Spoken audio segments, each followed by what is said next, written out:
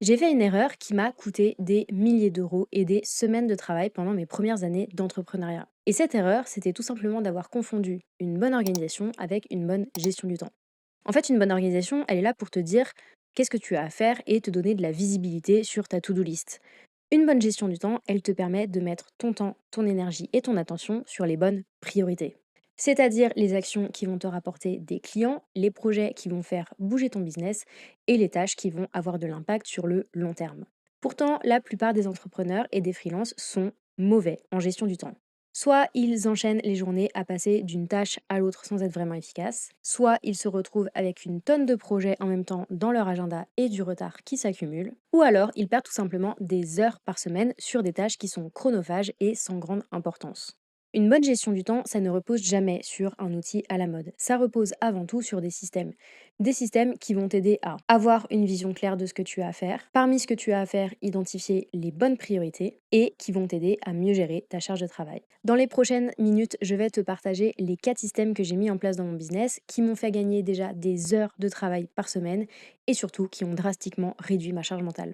Mon objectif, que après ça, tu saches concrètement ce que tu peux faire pour améliorer ta gestion du temps, réussir à finir tes journées satisfaites et fermer ton ordinateur le soir sans culpabiliser de ne pas en avoir fait assez. Bienvenue dans cette série Moins mais mieux. Dans cette série de 10 épisodes, je vais te partager mes meilleurs conseils pour bien gérer ton temps, bien gérer ton business et vraiment travailler moins mais mieux. Je m'appelle Claire et ça fait maintenant 5 ans que j'aide les entrepreneurs et les freelances sur leur organisation, sur le développement de leur business, de leur gestion du temps à l'automatisation de leurs process. Mon objectif sur cette chaîne, c'est de te donner toutes les clés pour que tu puisses faire de la place dans ton agenda et continuer de développer ton business sans te cramer. Si ton cerveau ressemble à un ordinateur avec 50 onglets ouverts en même temps, le premier système que je vais te partager va littéralement te changer la vie et je pèse mes mots. Ce premier système, c'est la master list. La master list, c'est comme une to-do list, mais version géante, dans laquelle tu vas vider ton cerveau au fur et à mesure de tes journées. Par exemple, si tu dois avancer sur un projet client, tu vas découper ça en tâches, mettre ces tâches dans la master list et bam, tu as comme ça une visibilité sur les prochaines actions à mener. Si tu sors de call, tu vas pareil ouvrir ta master list et mettre dedans les tâches qui vont sortir de cet échange. Si tu as besoin de mener des projets de développement dans ton business, pareil, tu vas découper ça en actions, en tâches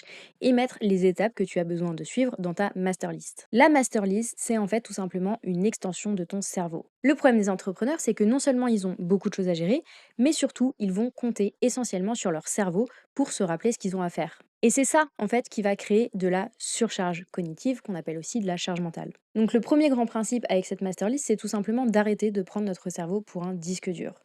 On sort les tâches à faire, les décisions à prendre, les infos à retenir, et on les stocke quelque part où elles vont être bien gardées. Quel que soit l'outil que tu vas utiliser pour créer ta master list, ça peut être Notion par exemple, ça peut être Asana, ça peut aussi être Todoist.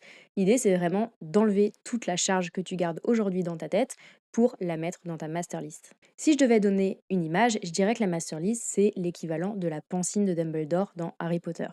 Sans la barbe et sans la baguette magique, mais je pense que tu as l'idée. C'est un endroit où tu vas pouvoir stocker tout ce qui encombre ton esprit. Objectif, avoir un outil qui te permette d'avoir une vision à 360 de ce que tu as à faire et de mettre ton temps, ton énergie et ton attention sur les bonnes priorités. Le deuxième système que je voulais te partager, il est lui aussi simplissime, mais il va faire une énorme différence sur ta charge de travail. Et il va tout simplement te permettre d'arrêter d'être sous pression en permanence. Et ce deuxième outil, c'est tout simplement un plan de charge. C'est pas très sexy, je sais, mais c'est indispensable si tu veux éviter de te retrouver avec trop de projets clients en même temps, des deadlines impossibles à tenir et du retard qui s'accumule inévitablement. Alors comme ça peut peut-être paraître un petit peu compliqué, mais en réalité, un plan de charge, c'est tout simplement un agenda dans lequel tu vas planifier ta charge de travail. Quand tu signes un nouveau projet avec un client, il va rentrer dans ton plan de charge. De cette manière-là, tu vas avoir de la visibilité sur les moments où tu vas être pris par ce projet client ou non. Si on imagine que tu es web designer et que tu signes du coup un nouveau projet de site internet, tu vas faire rentrer dans ton plan de charge l'intégralité du projet, de la définition des spécifications jusqu'à la recette. Dans cet exemple, peut-être que sur la première semaine, tu vas donc bloquer une journée dans ton agenda pour défricher le sujet et puis avoir quelques pistes créatives à présenter à ton client. Sur la deuxième semaine, peut-être que tu vas avoir une journée que tu vas consacrer à ce projet client et qui te permettra de faire le mapping du site et puis quelques wireframes. Alors, je suis pas web designer donc j'ai pas toutes les étapes en tête, mais je pense que tu as l'idée. L'objectif, c'est d'avoir dans ton agenda les étapes du projet et le temps que ça va te prendre pour avoir une vision précise de ta disponibilité semaine après semaine. Avec un plan de charge, tu n'as pas besoin de te demander si ce nouveau projet client va rentrer dans ton agenda ou pas. T'as pas non plus besoin de te demander quelle est la deadline la plus réaliste que tu vas pouvoir proposer à ton client. Tu sais, en fait, parce que tu as une visibilité précise sur la manière dont ta charge de travail va se répartir sur les prochaines semaines. Ça va t'éviter de prendre des engagements qui vont te demander de sacrifier tes soirées ou tes week-ends, ou tout simplement de proposer des deadlines à tes clients qui sont impossibles à tenir. Et donc du coup, inévitablement, de prendre du retard et d'avoir la culpabilité qui va avec. Donc si tu es freelance, je te conseille vraiment très fort d'avoir un plan de charge pour pouvoir, encore une fois, gérer ta charge de travail et identifier les périodes où tu sais que tu peux pas faire rentrer de nouveaux projets clients parce que tu es déjà full, et à l'inverse, les périodes un peu plus creuses où tu vas pouvoir aller prospecter de nouvelles personnes ou tout simplement te concentrer sur les projets de développement dans ton business. Le troisième système qui va te faire gagner un temps de fou au quotidien, c'est tout simplement les checklists que tu vas mettre en place pour toutes les tâches récurrentes. Les tâches récurrentes dans un business, ce sont les tâches qui reviennent à intervalles plus ou moins réguliers dans ta to-do.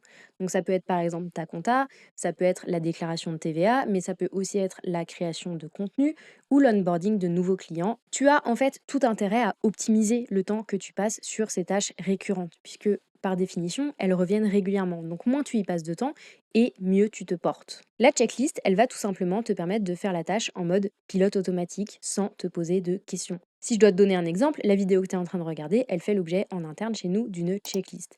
Ça permet de se mettre en mode pilote automatique quand on est en train de planifier le contenu et d'être sûr de ne rien oublier. Quand on parle d'organisation et de structuration business, on parle souvent de process. Mais en réalité, tu n'as pas besoin d'avoir des process très compliqués ou très fournis pour pouvoir déjà optimiser le temps que tu passes sur les tâches récurrentes. Tu peux commencer avec des checklists vraiment hyper simples qui vont te demander 5 minutes à mettre en place, mais qui derrière vont te permettre de vraiment optimiser le temps que tu passes sur ces tâches qui reviennent régulièrement. Le quatrième système qui va te faire gagner un temps et une énergie de fou, c'est tout simplement l'optimisation de ta boîte email. Honnêtement, donne-moi un truc plus frustrant que de passer ta journée à trier des emails et à faire de l'archéologie dans ta boîte de réception pour retrouver la facture qui te manque pour ta compta. Personne n'a de temps à perdre avec ces choses-là. La bonne nouvelle, c'est que tu peux optimiser ta boîte email. En fait, tu le sais peut-être pas, mais ta boîte email a probablement des options un petit peu cachées qui te permettent d'automatiser certaines choses. Par exemple, si tu es sur Gmail ou sur Outlook, tu peux faire le tri automatique de tes emails. Quand un email arrive dans ta boîte de réception, il va automatiquement être placé dans le bon dossier ou être bien étiqueté. Tu peux avoir du coup comme ça des automatisations qui vont rassembler les factures avec les factures, les newsletters avec les newsletters, etc. L'idée, c'est qu'au lieu de passer des heures à trier à la main tes emails, tu vas pouvoir concentrer ton temps et ton énergie sur les vrais emails, c'est-à-dire ceux qui vont concerner tes clients, tes partenaires et tes prospects. Bref, les emails que tu as vraiment besoin de traiter.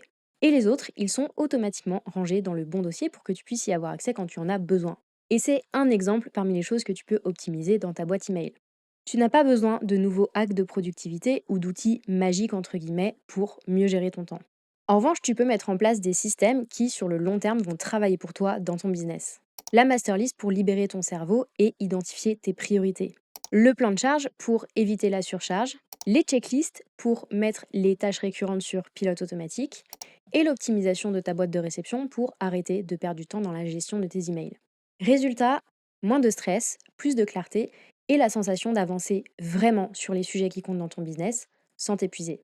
Merci d'avoir suivi jusqu'au bout. Si tu veux plus de conseils concrets pour mieux piloter ton business, mieux gérer ton temps et travailler moins mais mieux, c'est le moment de t'abonner et d'activer les notifications. Et si tu te demandes par où commencer pour passer d'indé débordé à entrepreneur efficace, je te propose de faire le quiz spécial productivité que j'ai préparé pour toi. Il te suffit de répondre à quelques questions et tu recevras directement dans ta boîte email un plan de productivité personnalisé. Je te mets le lien de ce quiz dans la barre d'infos. On se retrouve très vite. En attendant, prends soin de toi.